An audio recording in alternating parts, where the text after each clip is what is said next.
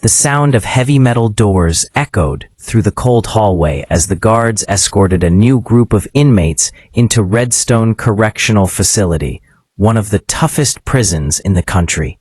Among them was an older man, calm and silent, his step steady despite his age. His name was Ray Jefferson, 70 years old, silver hair, clear eyes, and a calmness that didn't belong in a place like this.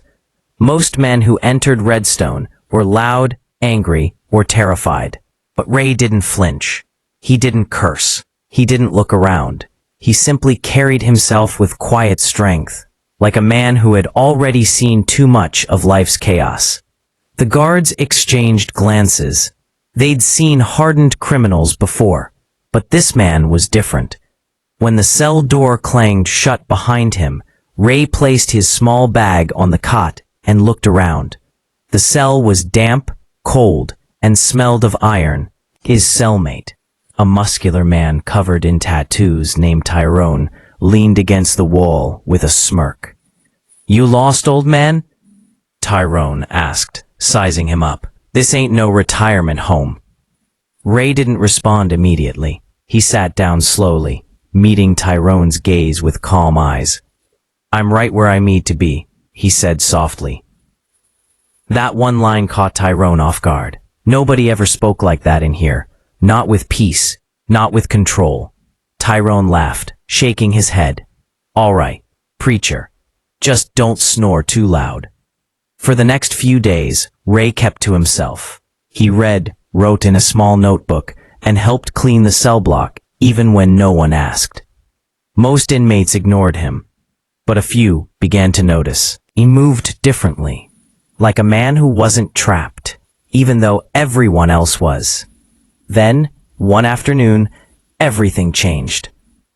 In the cafeteria, a fight broke out between two rival gangs, the Iron Vultures and the Blood Claws. Trays flew, shouts echoed, fists slammed into faces, guards rushed in, batons swinging. In the chaos, Tyrone grabbed Ray's arm and pulled him back. "Stay out of this, old man." But Ray didn't move away.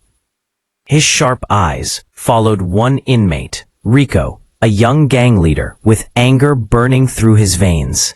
Rico lunged at another man, holding a sharpened spoon like a knife.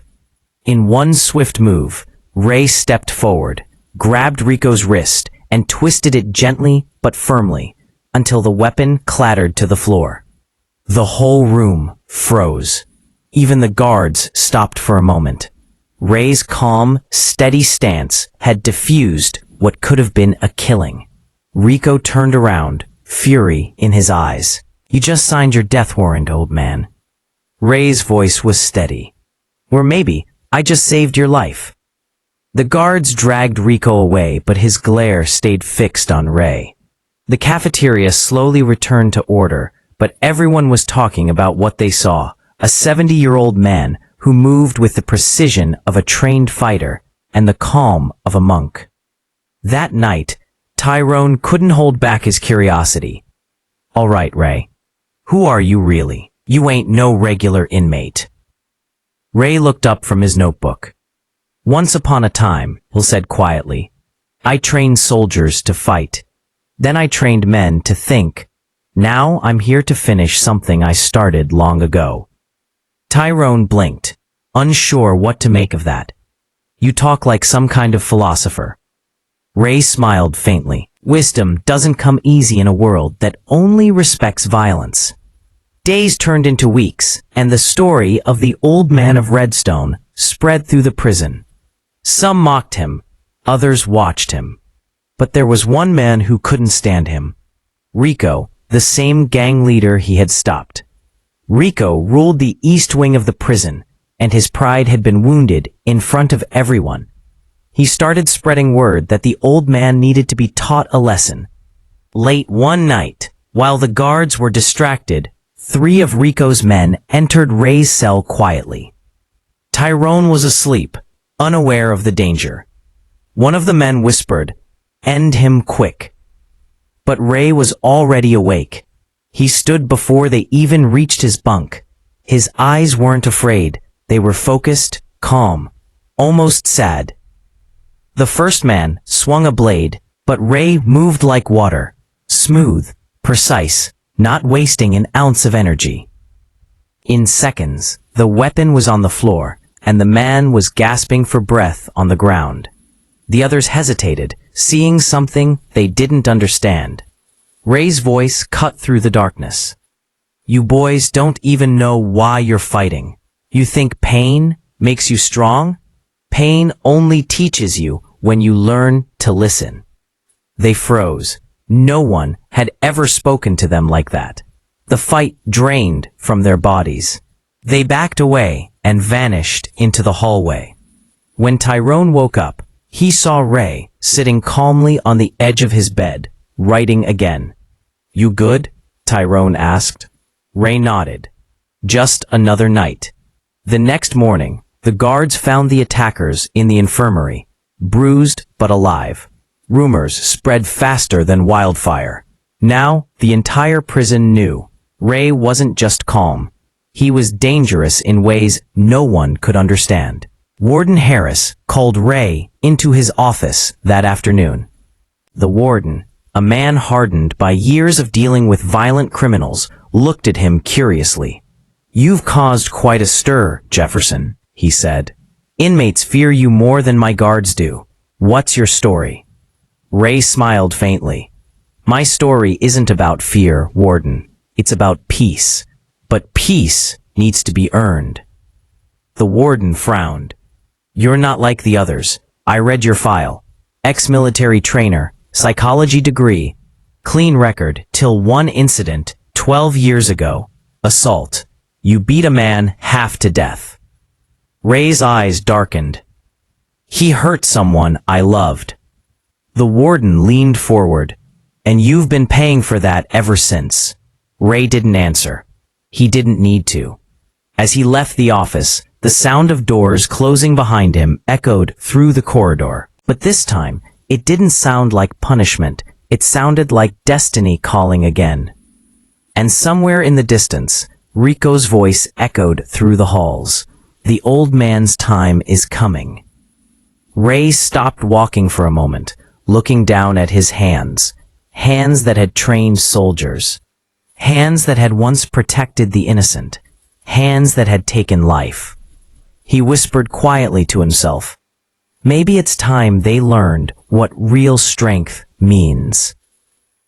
The calm before the storm had begun. The tension inside Redstone Correctional Facility grew thicker with every passing day. Word had spread across every block.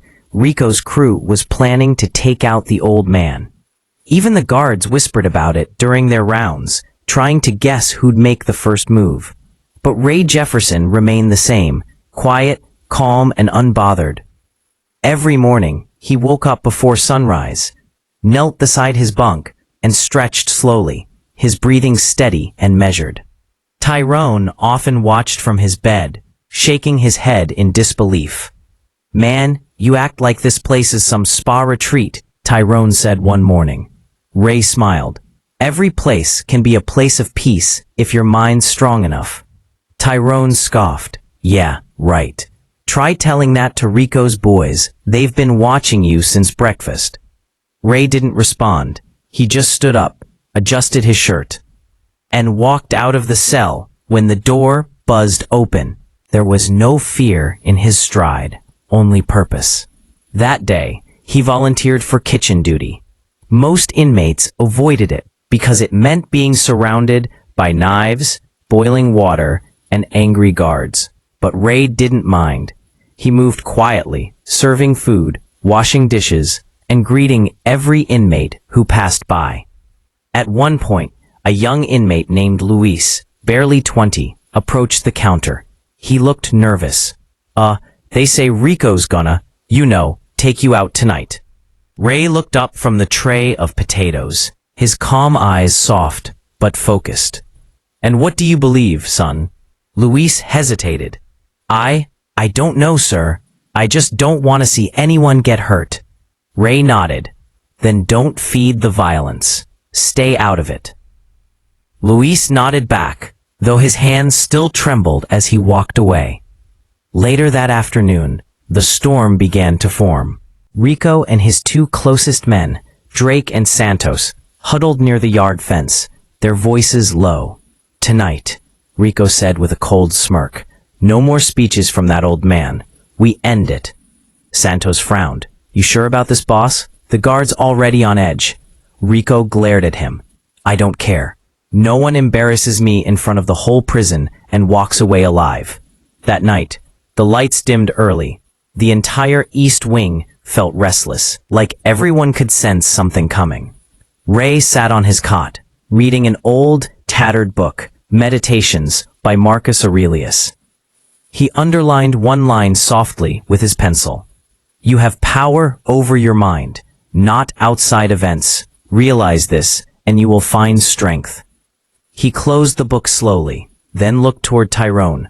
"If anything happens tonight, don't get involved." Tyrone frowned. "What do you mean if? You know they're coming." Ray smiled faintly. "That's why I'm not afraid." Before Tyrone could reply, the lights flickered off completely. Total blackout. A second later, the door creaked open. 3 figures slipped inside like shadows. Tyrone tensed. They cut the power. "Stay still," Ray whispered calmly. The sound of metal scraping echoed, a homemade shiv being drawn. One of the men whispered, "Old man, your time's up." Ray stood up slowly, his posture controlled, his breathing steady. "You've got 3 choices," he said quietly. "Leave now, sit and talk, or fight and lose." The first man lunged forward. Ray sidestepped and trapped his arm, twisting it until the blade fell to the ground. The man screamed in pain. Tyrone's eyes widened. Ray's movements were so smooth, they didn't look real. The second man charged from behind, but Ray pivoted sharply, sweeping his leg and sending the man crashing into the bunk. He landed hard, gasping for air.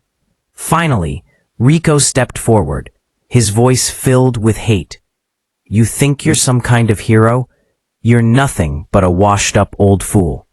Ray's voice stayed level, "And you're still a boy who doesn't understand what strength means." Rico roared and swung a sharpened toothbrush at him. Ray blocked, countered, and twisted Rico's arm behind his back in one fluid motion. The shank dropped, and Rico's face hit the wall hard. The other inmates in nearby cells began shouting and cheering. "Yo, the old man's beating Rico."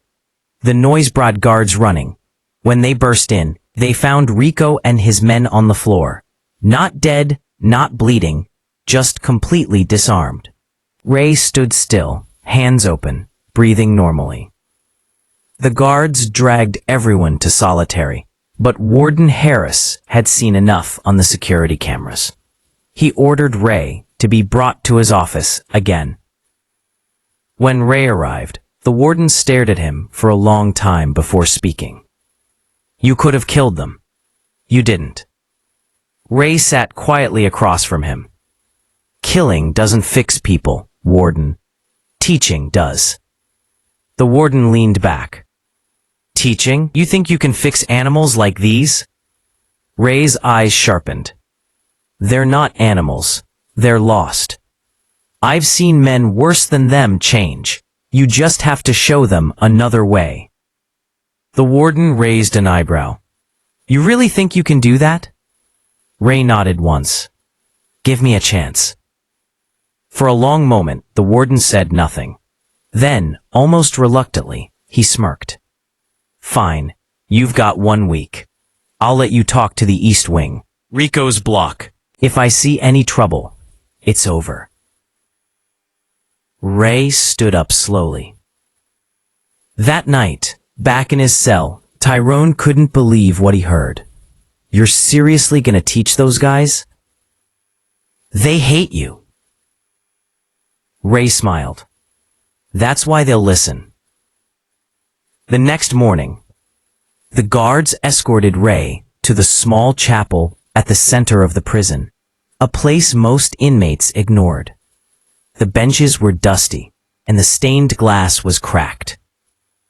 But Ray stood there calm, hands folded. Slowly, one by one, the prisoners arrived. Rico was among them, bruised and furious. He sat in the back, arms crossed. Ray looked around the room. "I know most of you think this is a joke," he began. "But let me tell you something. The strongest men I've met weren't the ones who could break bones. They were the ones who could stop themselves from doing it." The room was silent. "You've all been told you're monsters," Ray continued. "But monsters can't choose right from wrong. You can.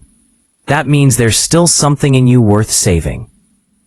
Rico muttered under his breath, "Save it for someone else." Ray glanced at him. "You're exactly the one I'm talking about."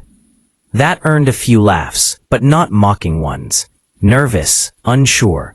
Ray's words carried something different, something that felt honest. He continued, his tone firm but calm. "Every day, you have a choice.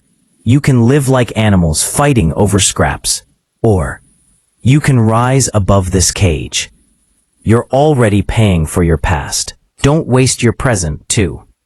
For a moment, even Rico's glare softened. When the guards escorted them out, the warden stood by the door, watching silently. He looked at Ray and said, "You might be onto something, old man." Ray just smiled. "I told you, warden. Every man deserves one chance to stand up again." That night, for the first time in years, the prison was quiet. And in the silence, even Rico couldn't stop hearing the old man's words. The next few days inside Redstone felt different. The air wasn't filled with as much shouting or slamming of metal trays. Even the guards noticed a change they couldn't explain. Something about the old man's quiet energy had started to spread like a calm wave through the most violent corners of the prison. In the yard, where tension usually ruled every conversation, a few inmates sat under the pale morning sun, not to fight or gamble, but just to talk.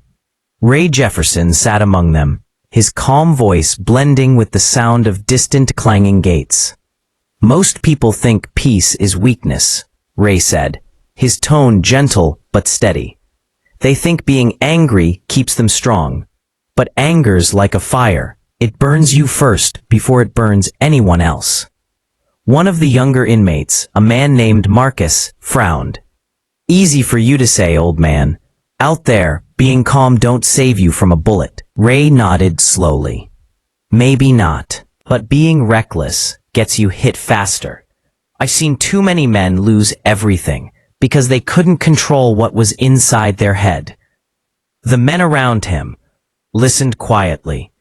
Even Rico, sitting farther away, pretended not to care, but his eyes kept drifting toward Ray.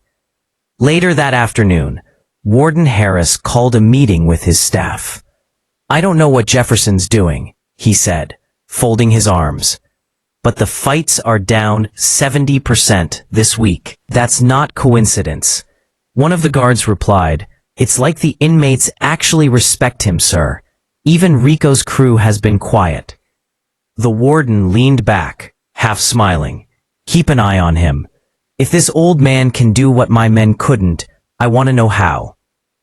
That evening, as the sky turned a deep orange beyond the barbed fences, Ray was walking back to his cell when Rico appeared near the hallway. The guards were gone, and the place was quiet. Rico's voice came low. "You really think you changed anything, huh?" Ray stopped. "I didn't come here to change anyone. I came here to remind you that you still can." Rico smirked. "You talk too much for a man locked in a cage." Ray's calm eyes met his. "You're not in a cage, Rico. You are the cage. Every time you choose hate, every time you throw away your peace, you build the walls higher." Rico stared at him for a moment, something flickering behind his anger, confusion, maybe even pain. But then he shook it off and walked away. That night, Tyrone asked, You really believe he can change? Ray sat down on his bunk. I believe everyone can, but some people need to see darkness before they believe in light.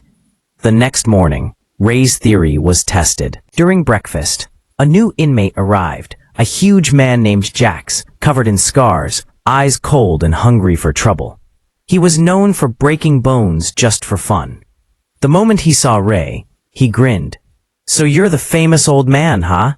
The one turning this place into Sunday school. Ray looked up from his tray calmly. Just trying to survive the right way. Jax slammed his tray down and leaned close. I don't like peace talkers. Tyrone stepped forward, ready to defend Ray, but Ray raised his hand slightly. It's all right. He looked at Jax and said quietly, then sit down and we'll eat in silence. You might like that more than fighting. That single sentence, simple, calm, confident, stopped Jax in his tracks. He didn't know how to respond. Nobody had ever talked to him that way. No fear, no threat, just control. After a long pause, Jax grunted, sat down, and started eating. The whole cafeteria went silent. Everyone had expected blood. Instead, they got respect. Later that day, Rico found Jax in the yard. You letting that old man talk to you like that? He asked, smirking. Jax shrugged. He didn't talk down to me. He talked like a man. Rico's smirk faded. Something about the way Jax said it bothered him. Meanwhile, Ray began organizing quiet discussions in the chapel twice a week. He never called them classes or meetings. He just said, come if you want to talk about life without shouting. At first, only a handful showed up. Tyrone, Marcus, and Louise. But word spread fast. Within a week, nearly half the block was showing up just to listen to the old man talk. One evening, Ray wrote something on the small chalkboard hanging near the chapel wall. It read, discipline is remembering what you want most over what you want now. He turned to the group. You all want freedom, but not everyone's ready for it. Freedom isn't about walking outside. It's about controlling what's inside. You learn that, and no one can own you again. The men nodded quietly, each one thinking about what those words meant. After the session, Rico stood outside the door, listening from the shadows. He wouldn't admit it, but something about Ray's voice hit a nerve deep inside him. The part that remembered the boy he once was before gangs, before blood, before prison. That night, Rico couldn't sleep. He kept hearing Ray's words echoing in his head. You build the walls higher. Freedom is inside you. He sat up in bed, restless, angry at himself for even caring. The next day, a fight broke out in the yard between two rival groups. Guards rushed in, shouting for order. Rico, standing near the edge, saw one of the inmates pull out a sharpened piece of metal. Instinct kicked in. He tackled the man before the blade could be used. The guards thinned both men down, but they noticed something unusual. Rico wasn't fighting for violence. He was stopping it. Later that evening, Warden Harris reviewed the footage. He stared at the monitor, then looked up at his officers. Did I just see Rico, the same guy who nearly killed someone last month, stop a fight? One guard nodded. Looks that way, sir. The warden leaned back, stunned. Maybe the old man's words are actually doing something. Meanwhile, back in the cell block, Ray was sitting quietly, writing in his notebook again. Tyrone glanced over and said, You saw what happened today? Rico actually stopped a fight. Man, I didn't believe it till I saw it. Ray smiled softly without looking up. Change takes time, but it always begins with one choice. That night, for the first time, Rico appeared at the chapel door. He didn't go inside. He just stood in the doorway, arms crossed, listening. Ray looked up from his notes, met Rico's eyes, and nodded once, not as a teacher, not as a challenge, but as an equal. Rico didn't say a word. He just turned and walked away. But for Ray, that small gesture meant everything. It was the first crack in the wall of hate Rico had built around himself. The transformation had begun, slow, quiet, and unstoppable. And somewhere deep inside, Ray knew the hardest part was still coming. The morning sun poured through the small square windows of Redstone Prison, painting soft orange lines on the cracked concrete floors. The usual noise, shouting, metal clanging, guards yelling, felt quieter that day. Something in the air had changed. Ray Jefferson stood by the barred window of his cell, his calm eyes watching the yard below. Men were walking slower, speaking softer. A few even nodded politely to each other, instead of trading insults. Tyrone stretched on his bunk and chuckled. "Man, you turned this place upside down, old man. I never thought I'd see peace in Redstone." Ray smiled faintly. "Peace isn't the absence of noise, Tyrone. It's when the noise doesn't control you anymore." Tyrone shook his head, half laughing. "You sound like some philosopher from a movie." Ray closed his notebook and said gently, "Maybe movies get it from life." Before Tyrone could reply, a guard appeared at the door. "Jefferson, Warden wants to see you." As Ray followed the guard down the long hallway, the whispers followed him too. Inmates on both sides of the corridor nodded respectfully. Some even said, "Morning, sir," something unheard of in that place. The guard glanced over his shoulder, half amused. "They treat you like a priest now," he muttered. Ray only replied, "Respect isn't given by age, it's earned by action." When he entered Warden Harris's office, the warden was standing by the window, watching the yard. He didn't turn around at first. "You know, Jefferson," he said, "I've been doing this job for 22 years. I've seen murderers, gang leaders, and broken men, but I've never seen them listen to anyone like they listen to you." Ray stood silently, waiting. The warden turned, his face serious. "You've done something I couldn't. You gave them hope. And for that, I should thank you, but it's causing problems I didn't expect." Ray frowned slightly. "Problems?" The warden nodded. "The higher-ups think you're running some kind of influence network.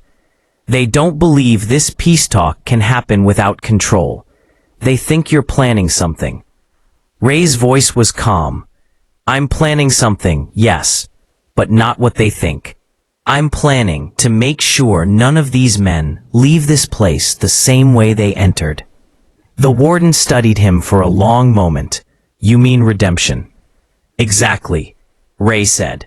"You can build all the walls you want, Warden, but until a man forgives himself, he'll always be a prisoner." The warden exhaled, slowly and nodded. "Keep doing what you're doing, Jefferson. Just keep it quiet. I'll take the heat for you." "Thank you," Ray said softly. That afternoon, Ray returned to the chapel. The benches were nearly full now. Even some guards leaned in the doorway, pretending to supervise, but really listening. The air was still, focused. Ray began, his tone calm but firm. "Most of you came here thinking this place would end you, that your mistakes defined you. But here's the truth.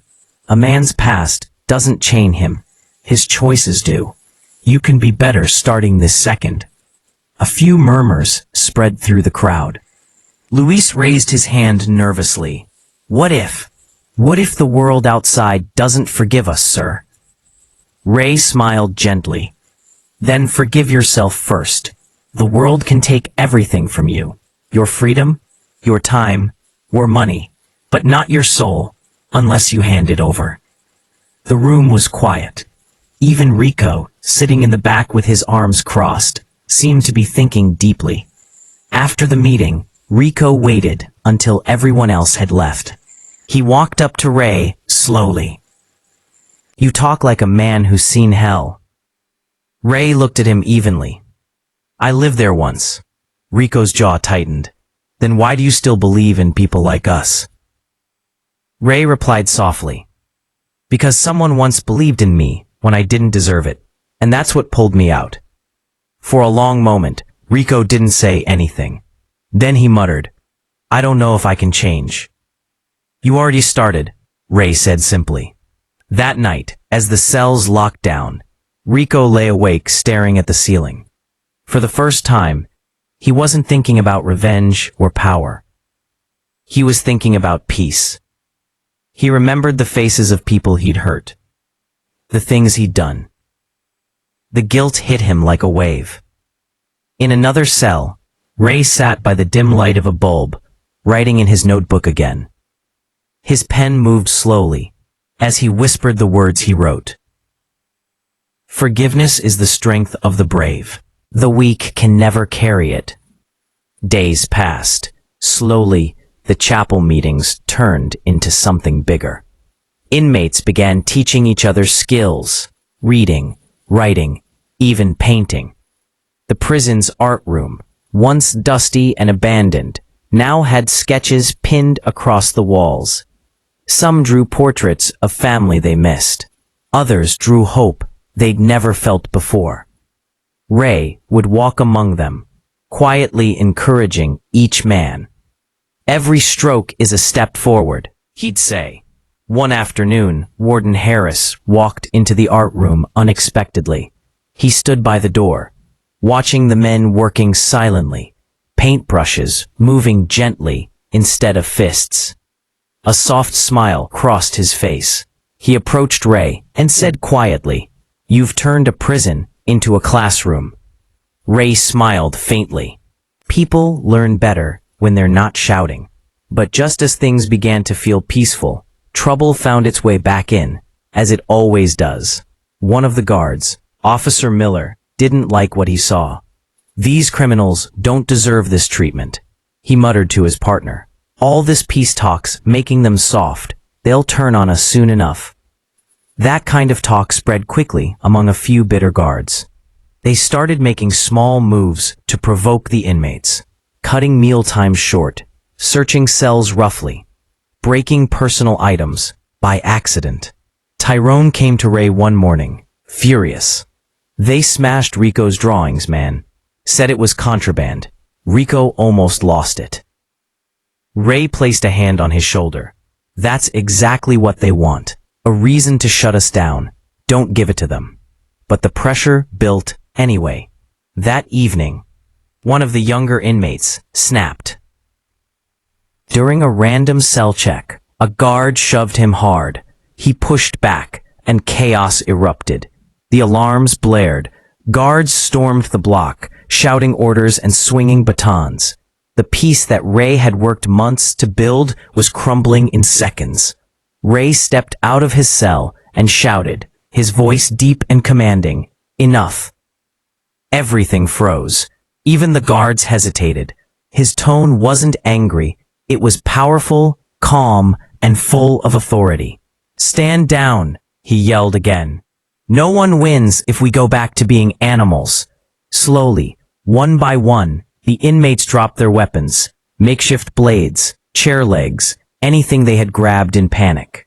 The guards, stunned, lowered their batons. Ray looked at the warden, who had just arrived on the upper walkway, staring down at the scene. Their eyes met, and in that silence, for the first time in Redstone's history, a riot had been stopped by words. As the men were escorted back to their cells, Warden Harris gave a single order. Jefferson stays free in the block tonight. He's earned that trust. That night, as the prison quieted again, Tyrone whispered, Man, you saved us all. Ray replied softly, No, Tyrone. We saved ourselves. And from somewhere down the hall, Rico's voice called out, loud, steady, and proud. Respect to the old man. A wave of voices followed. Respect, respect. Ray smiled faintly in the dark, whispering, Maybe this place isn't lost after all. The morning after the near riot, a strange calm filled Redstone. The air smelled of disinfectant and iron, the usual scent of prison life. But there was something else too. A kind of silent respect. The guards moved slower. The inmates whispered instead of shouted. Everyone seemed to realize they had witnessed something unusual. One man had stopped chaos without throwing a single punch. Warden Harris sat in his office, replaying the security footage. Over and over, he watched Ray Jefferson step into the middle of that storm and simply speak. No fear, no anger, just presence. The warden rubbed his chin. How does a man like that end up here? Officer Miller, standing nearby, crossed his arms. Manipulation, sir. That's how. He's got them hypnotized. You give him too much power, and he'll turn this place upside down. The warden didn't answer immediately. He kept watching the footage, his eyes narrowing. No, he said finally. He's not turning this place upside down. He's turning it right side up. Meanwhile, inside the block, word spread fast. Even men from other wings were whispering about the old man who stopped a riot. Some treated it like legend. When Ray walked through the corridor later that morning, men stood up quietly. Some nodded. Others simply stepped aside, letting him pass. It wasn't fear. It was respect. Tyrone grinned beside him.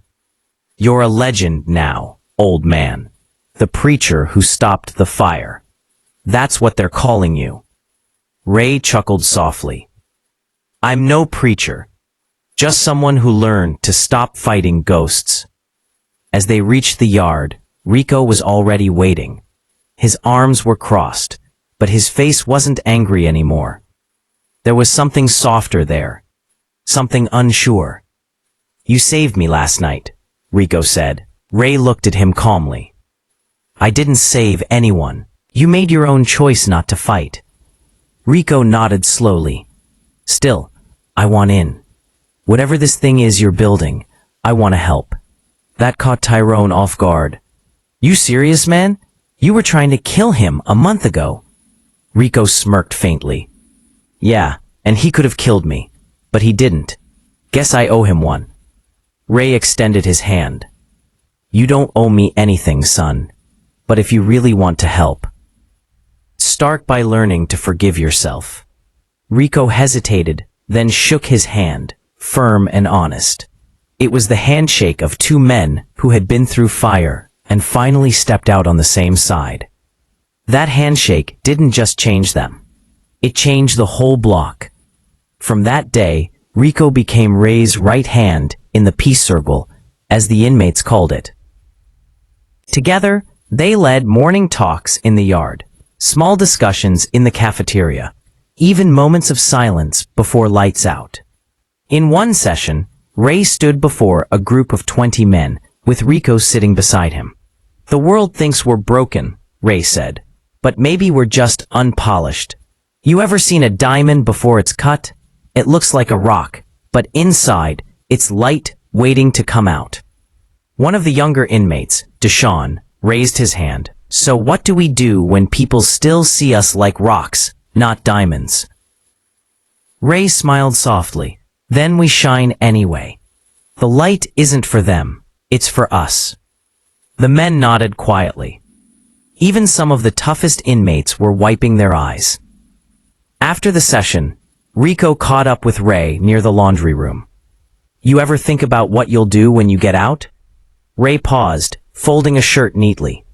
Getting out isn't freedom, Rico.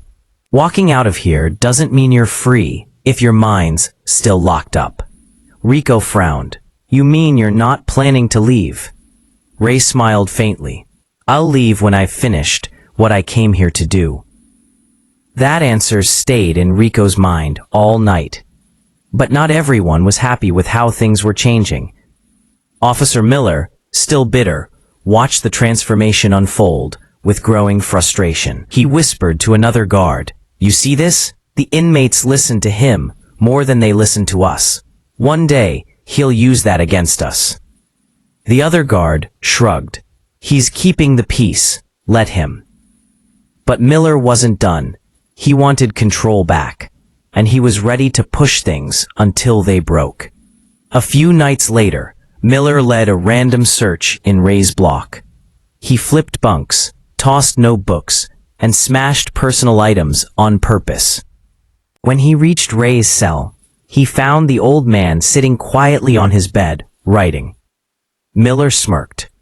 "What you writing, Jefferson? Your next sermon?" Ray looked up calmly. "Just notes about how to stay human in a place designed to take that from you." That calm tone made Miller's blood boil. "You think you're better than us, huh? You think you're running this place?" Ray shook his head gently. "No, but maybe I'm trying to remind you that you're better than what this place makes you." For a second, Miller froze. Something in those words hit him, but instead of reflection, it sparked rage. He grabbed Ray's notebook and threw it across the cell. "You don't tell me who I am, inmate." The pages scattered across the floor like feathers. Ray stood slowly, meeting his eyes. "You just did," he said quietly. The silence that followed was sharp enough to cut. Miller clenched his fists, but walked away, slamming the door behind him. Tyrone rushed in minutes later. "You good, old man?" Ray smiled faintly, picking up his notebook pages one by one. "I'm fine. Sometimes people have to break something just to feel like they still have power." Tyrone sighed. "You sure you're not some kind of philosopher?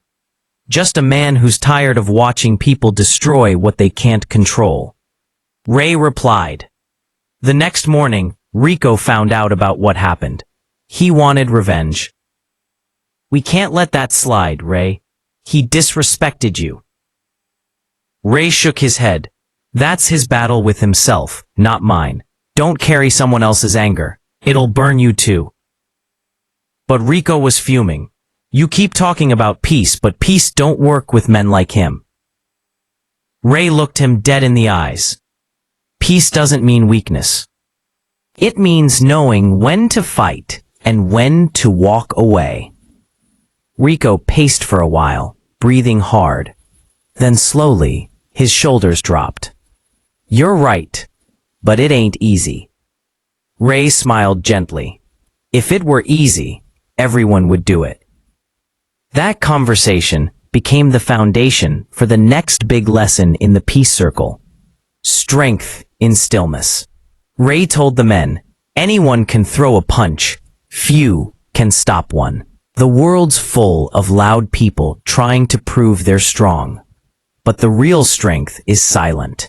It's the power to choose calm when everything tells you to explode." Rico stood beside him and added, "Yeah, and sometimes the loudest thing you can do is nothing at all." The inmates nodded, many of them understanding that message more deeply than they could explain. Warden Harris, standing outside the chapel, watched with quiet pride. He turned to his assistant and said, "Maybe someday the world will hear this story. A man who found peace in the most violent place on earth." And inside, Ray smiled as he looked around the room. Faces once filled with hate, now softened by understanding. He knew this was only the beginning. The real test was coming, one that would determine whether peace could survive the fire that was about to return. A week later, Samantha's life had quietly transformed. The noise of social media had faded into something calmer, more purposeful. She no longer woke up to chaos or anxiety, only the hum of morning light pouring through her kitchen window.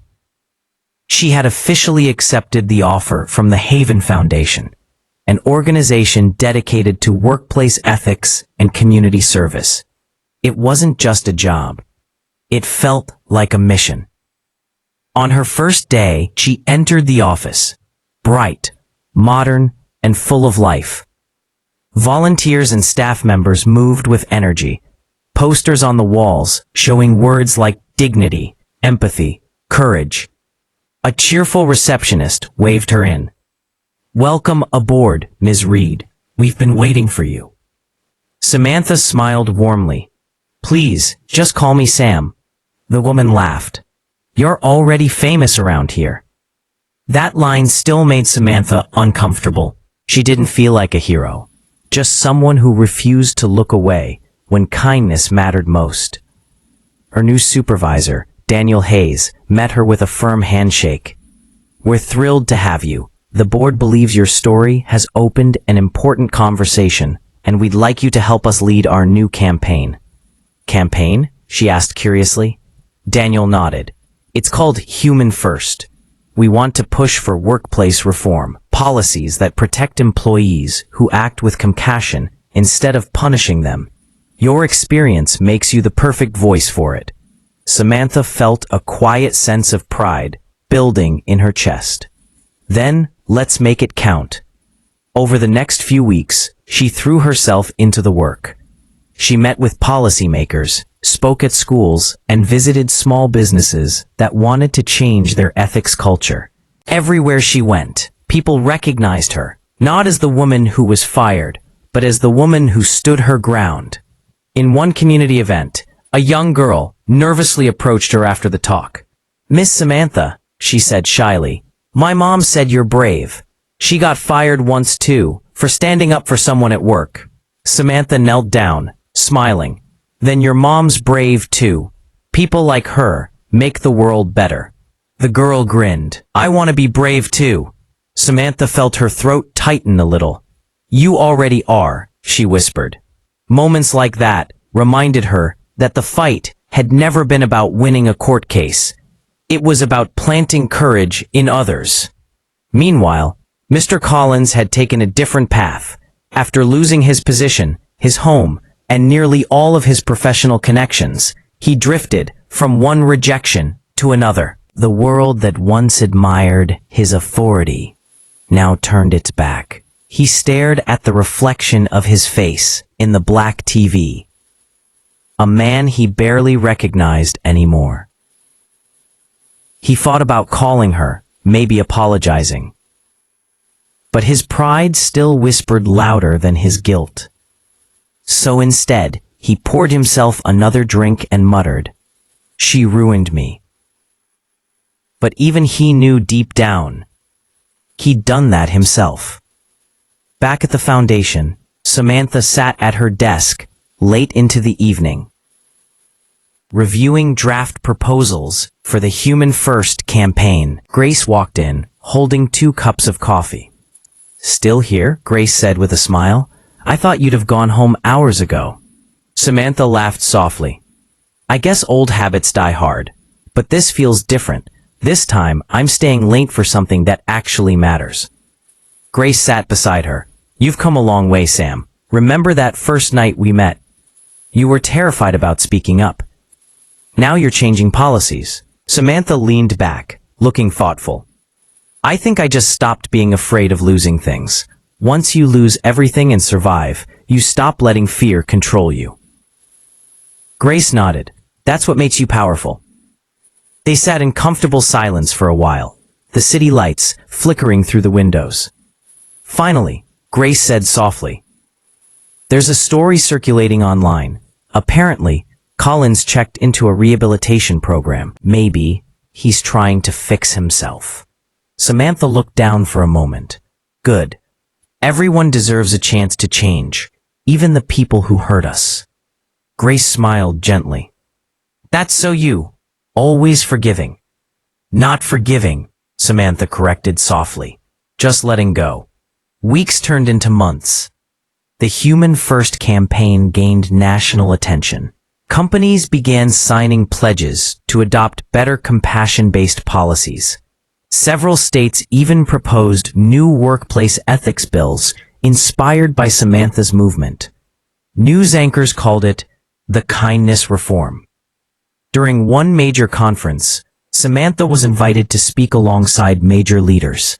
Standing on stage under bright lights, she could see hundreds of people, executives, workers, students, and journalists.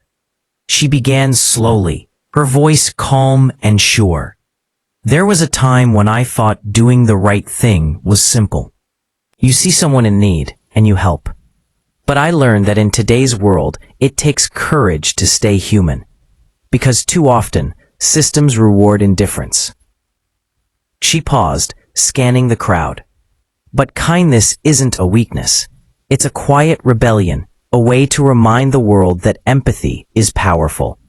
Real progress doesn't come from rules or profits. It comes from people who choose to care. The audience rose to their feet, applauding. The sound filled the hall, like thunder, echoing long after she stepped down. That night, as Samantha left the conference building, she stood beneath the city lights, smiling faintly. The wind brushed her hair as she looked at the world around her. A world slowly learning what she'd always known. Grace walked up beside her again, holding her coat. You realize you just started a movement, right? Samantha laughed softly. I didn't start anything. People already had kindness in them. I just reminded them it's still allowed. Grace nodded. Still, you lit the spark. Samantha looked up at the sky. Clear this time. No rain, no clouds. Maybe so, she said quietly. But the fire belongs to everyone. As they walked away, the city glowed, not just with lights, but with change. In the reflection of a nearby building window, the faint image of her old self looked back at her, the scared employee who once thought compassion could cost her everything. Now, that woman was gone. What remained was someone unshaken, stronger, wiser, and full of grace. The piercing wail of the prison alarm echoed through every wall. The yard lights blazed harsh white, cutting through the night like lightning. Guards shouted orders from every direction, rifles raised, boots pounding against concrete. In the center of it all stood Ray Jefferson, motionless, calm, his hands raised in surrender. Around him, hundreds of inmates froze, their faces tight with fear and confusion. Rico whispered through clenched teeth. He's doing this on purpose. He wants a fight. Ray's voice was low but steady. Then we don't give him one. From the tower above, Officer Miller watched through narrowed eyes. His knuckles were white around the radio. They think they can ignore my authority. I'll remind them who's in charge. He pressed the button. All units, move in, full lockdown. The yard exploded with chaos. Guards rushed forward, tackling men to the ground, shouting commands that no one could hear over the noise. Tyrone hit the dirt, yelling, "Hands up, man, we ain't resisting." But the storm had already begun. Miller descended the steps from the tower, baton in hand, his eyes locked on one man, Ray Jefferson. "On your knees," he barked. Ray slowly turned, the floodlights glinting off the lines on his weathered face. "You don't need to do this, Miller. They're following orders." Miller marched closer, his voice shaking with fury. "You think you run this place? You think you've tamed them? You're a convict, nothing more." The guards closed in, surrounding them. The air was so thick with tension, it could have snapped. Ray looked at him calmly. "You keep calling us criminals, but the only crime here tonight is your fear." That single sentence hit Miller like a slap. His face twisted with rage, and before anyone could react, crack. His baton struck Ray across the chest. Gasps erupted across the yard. Rico lunged forward, but two guards restrained him. "Don't!" Ray shouted, stumbling but staying on his feet. He straightened slowly, his breathing shallow but controlled. "If you hit me again, do it to kill, because I won't raise my hand against you." Miller's eyes burned. He swung again. This time, Ray didn't move. The baton hit his shoulder, hard, and he dropped to one knee. Silence fell. No one dared breathe. Ray looked up at him, blood tracing down his chin. You can't break what's already free. For the first time, Miller's hand trembled. The crowd, guards and inmates alike, were staring at him, not with fear, but disgust.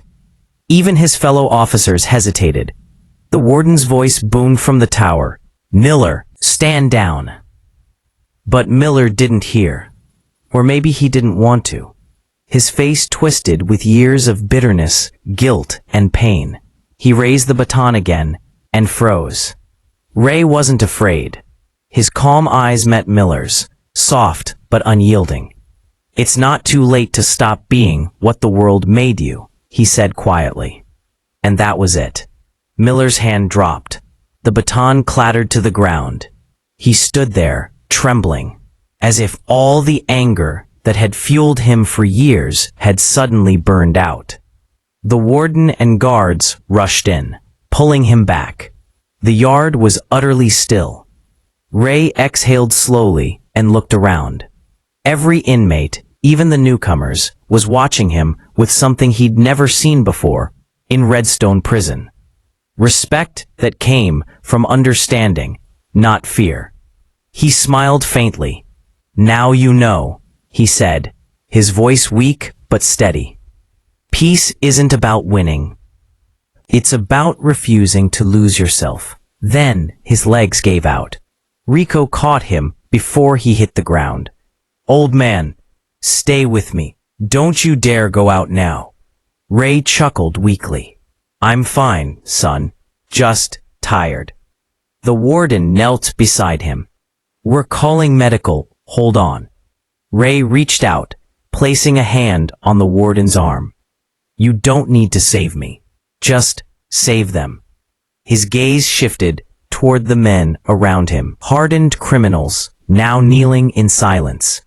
Keep giving them something worth changing for. His eyes closed, and for a moment, the world felt suspended, every sound fading into the heartbeat of one man who had brought peace to chaos.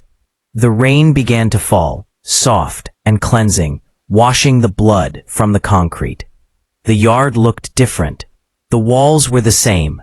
The barbed wire still glinted under the sun. But there was life now. Men were painting murals across the yard walls. Hands breaking chains. Trees growing through cracks. Doves flying free. Rico led the peace circle now. Tyrone sat beside him, reading from Ray's old notebook. He read aloud softly. No man is born lost. He only forgets the way home. Rico smiled faintly. Old man's words still running this place. The warden stepped out, watching from a distance. The prison that had once been a battlefield was now a place of learning, healing, and redemption. Even Officer Miller had changed.